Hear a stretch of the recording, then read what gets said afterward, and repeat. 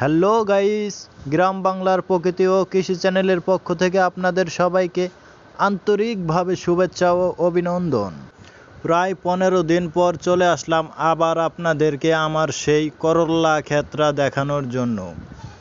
15 দিন আগে আপনাদেরকে দেখেছিলাম করল্লা ক্ষেতে ফুল এসেছে, বাট এখন করল্লা ক্ষেতে করল্লা ধরে গেছে।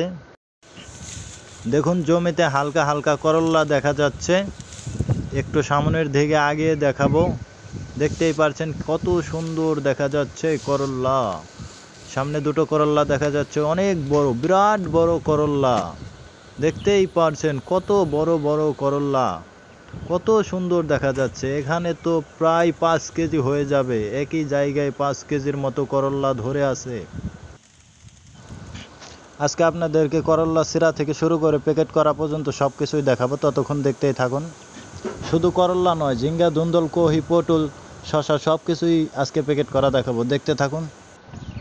দেখুন, করল্লা ছিঁড়া হয়ে গেছে এবং কহি, ধুন্দল, পটল সব কিছুই ছিঁড়া হয়ে গেছে, নিয়ে যাওয়া হচ্ছে। দেখতে পাচ্ছেন সব সবজিগুলো গন্তব্যস্থলে চলে এসেছে। এখন আমি এখান থেকে সব সবজিগুলোকে প্যাকেট করে নিব। দেখতেই পাচ্ছেন সবজিগুলো নিচে নামানো হয়েছে। নামানোর পর সবজিগুলো খুবই সুন্দর দেখা যাচ্ছে। এদিকে কহি আছে, এদিকে ধুন্দল দেখা যাচ্ছে, ঝাঁকার ভিতরে করলা আছে।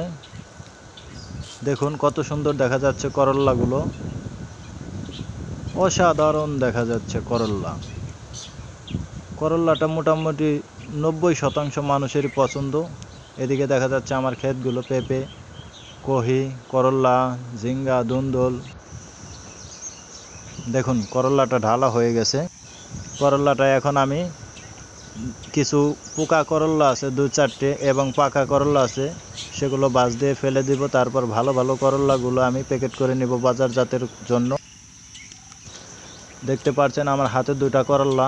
এই করল্লাগুলো মোটামুটি বেশ বড়, বাট কিছুদিন গেলে করল্লাগুলো আরও বড় হতো, কেননা করল্লাটা ছিল হাইব্রিড জাতের, অনেক বড় জাতের করল্লা ছিল। বাট এখন বর্তমানে দাম একটু ভালো, এই কারণে ছোটো থাকা অবস্থায় ছিঁড়ে ফেলেছি।